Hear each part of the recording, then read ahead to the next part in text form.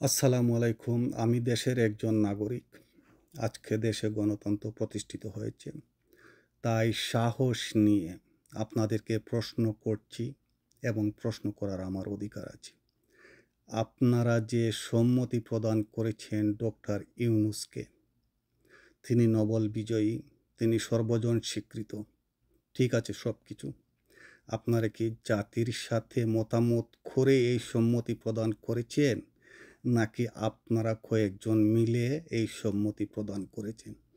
যদি আপনারা জাতির কাছে মতামত নিয়ে এই সম্মতি প্রদান করেন, তাহলে জাতি জানতে চায় কোথায়, কখন এই সম্মতি নিয়েছেন।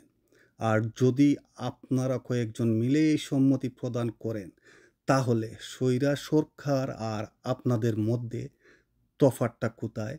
জাতি এবং জাতির নাগরিক হিসাবে আমি জানতে চাই। আসসালামু আলাইকুম।